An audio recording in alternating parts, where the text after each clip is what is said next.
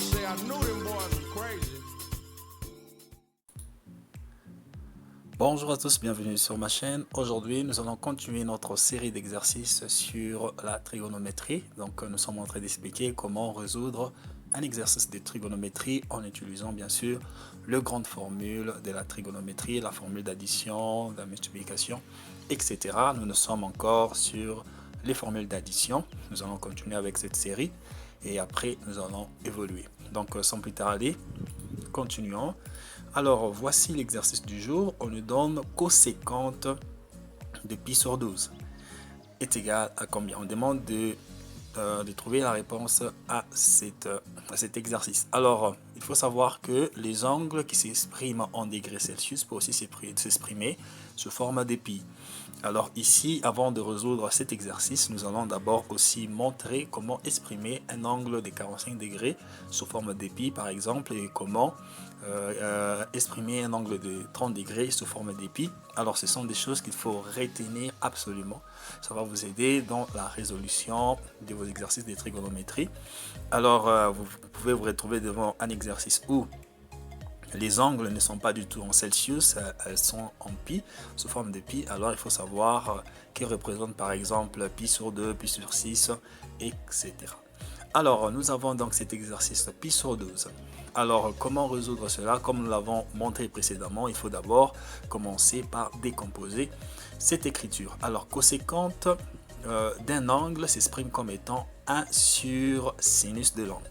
Alors coséquente de pi sur 12 est égal donc à 1 sur sinus de pi sur 12. Alors cette écriture ici n'est pas différente de celle-ci parce que coséquente de l'angle est égale à 1 sur sinus de l'angle. Alors maintenant coséquente de pi sur 12 est égale donc à 1 sur sinus de pi sur 12. Alors maintenant nous allons encore décomposer donc pi sur 12 en une somme ou en une différence. Alors pi sur 12 est égal, nous pouvons l'écrire comme étant pi sur 4 moins pi sur 6. Alors pi sur 4 et pi sur 6 sont des angles, des angles remarquables du cercle trigonométrique dont les valeurs sont déjà connues d'avance. Alors c'est pourquoi on les décompose en ces angles remarquables qui sont pi sur 4 et pi sur 6, parce que lorsqu'on fait la différence de pi sur 4 moins pi sur 6, alors nous allons trouver pi sur 12. Parce que lorsqu'on fera ces calculs, pi sur 4 moins pi sur 12, nous allons chercher les dénominateurs communs, et les dénominateurs communs de ces deux fractions, c'est bien sûr 12 parce que 12 divise 4. Et 12 est divisible par 6 aussi. Lorsque vous faites ces petits calculs, vous allez vous retrouver avec pi sur 12. Alors maintenant, donc, nous avons donc que coséquente de pi sur 12 est égal à 1 sur sinus de pi sur 4 moins pi sur 6, sachant que pi sur 4 et pi sur 6 sont des angles dont les valeurs sont déjà connues dans le cercle trigonométrique. Vous allez voir, vous allez comprendre ce que représente pi sur 4 et ce que représente pi sur 6 dans le cercle trigonométrique. Alors sans plus tarder, c'est parti. Alors nous avons donc ce premier tableau, les tableaux des sinus, comme nous l'avons montré précédemment dans l'exercice que nous avons fait sur la précédente vidéo. Nous avons simplement exprimé les valeurs de l'angle en Celsius. Donc nous avons simplement montrer les angles en Celsius. Maintenant, ici, nous allons montrer l'équivalent de 30 degrés Celsius en pi. L'équivalent de 45 degrés Celsius en pi, c'est ce que vous voyez dans ces tableaux. Alors, 30 degrés correspond à pi sur 6, 45 degrés correspond à pi sur 4, 60 degrés Celsius correspond donc à pi sur 3, 90 degrés à pi sur 2, 120 degrés à pi sur 3, à 2 pi sur 3, 135 degrés Celsius à 3 pi sur 4, 150 à 5 pi sur 6 et 180 degrés à pi. Alors 210 degrés à moins pi sur 6, moins 5 pi sur 6, 225 degrés correspond à moins 3 pi sur 4, 240 degrés à moins 2 pi sur 3, 270 à moins pi demi, 300 degrés à moins pi sur 3, 315 degrés à moins pi sur 4, 330 degrés à moins pi sur 6 et 360 degrés à 2 pi. Et voilà aussi parce que le 360 degrés se retrouve au même niveau que les degrés 0. Alors on peut exprimer ça comme étant 2pi aussi. Donc voilà donc comment s'expriment les angles en degrés sous forme de pi. Et nous savons donc les valeurs ci-après. Sinus de pi sur 6 est égal à 1,5, tout comme sinus de 30 degrés est égal à pi demi. Alors voilà comment donc nous allons nous servir de ces tableaux pour résoudre cet exercice ici présent. Donc nous avons le deuxième tableau qui est le tableau des cosinus. Alors ces tableaux des cosinus s'expriment comme suit. 30 degrés correspond à pi sur 6 comme nous l'avons dit, et nous avons les valeurs qui sont représentées ci-dessous et nous allons nous en servir. Alors continuons donc avec l'exercice.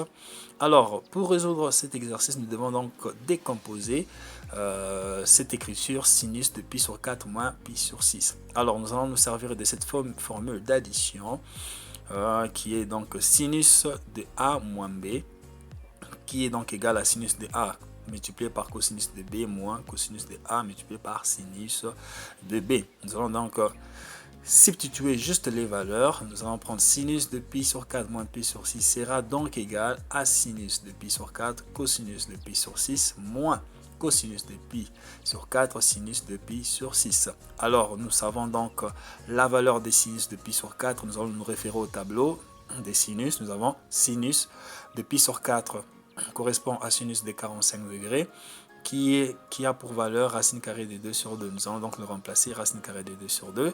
Cosinus de pi sur 6, nous allons au tableau des cosinus de pi sur 6, ça correspond au cosinus de 30 degrés qui est égal à racine carrée de 3 sur 2. Nous allons le substituer là, moins cosinus de pi sur 4, nous allons au tableau qui correspond à racine carrée de 2 sur 2, nous le remplaçons ici. Et sinus de pi sur 6 correspond à sinus de 30 degrés qui donne 1,5, nous le remplaçons ici. Et là, nous allons faire ces calculs. Donc, racine carrée de 2 multiplié par racine carrée de 3, ça va nous donner racine carrée de 2 fois 3 ici. 2 fois 2, 4. Nous reprenons 4, moins racine carrée de 2 fois 1. Nous écrivons cela sous radical. Racine carrée de 2 fois 1. 2 fois 2, ça fait 4. Donc, nous avons donc cette soustraction à faire. 2 fois 3, ça fait 6. Donc, nous avons racine carrée de 6 sur 4, moins racine carrée de 2 sur 4. Vous avez compris d'où ça vient. Ça vient de cette résolution.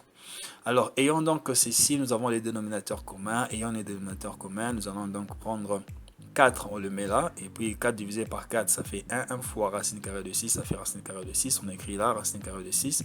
4 divisé par 4, ça fait 1.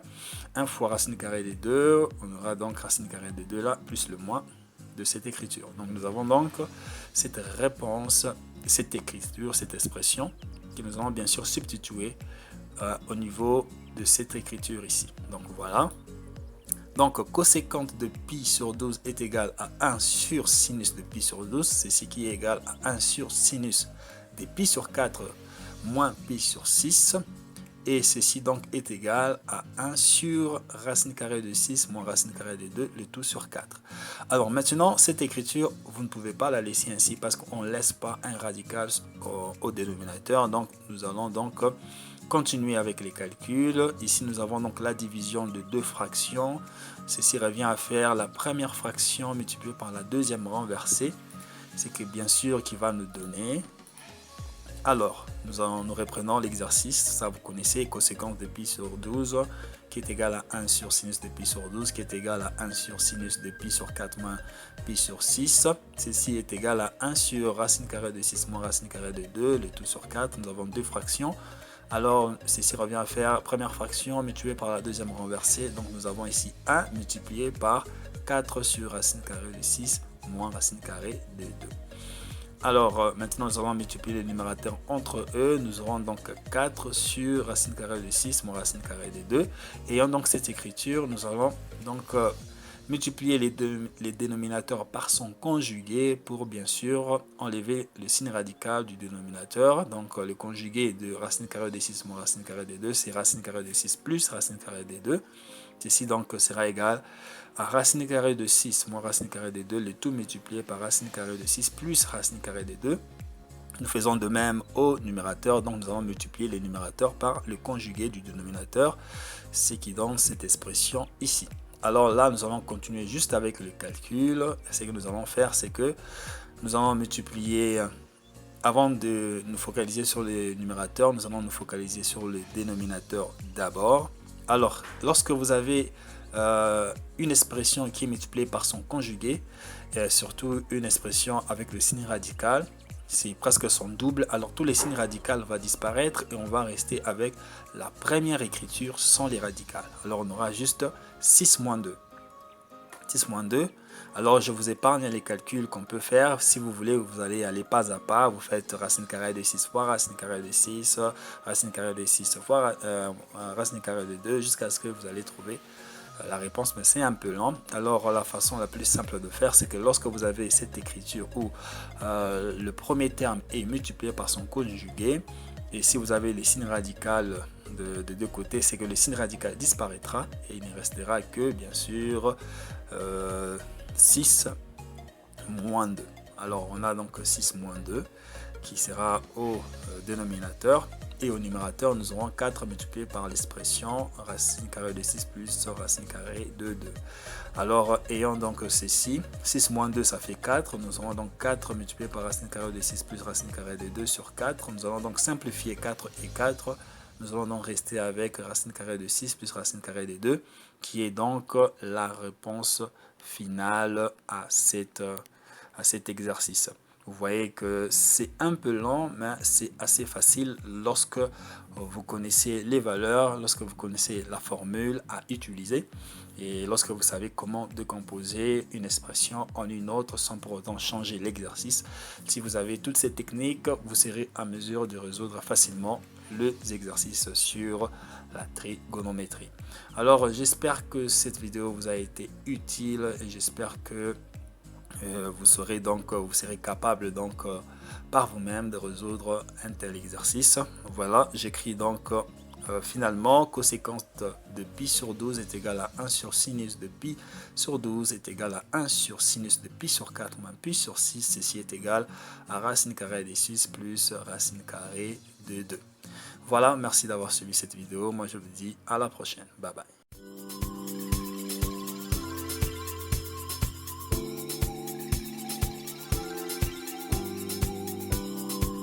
I say I knew them boys were crazy.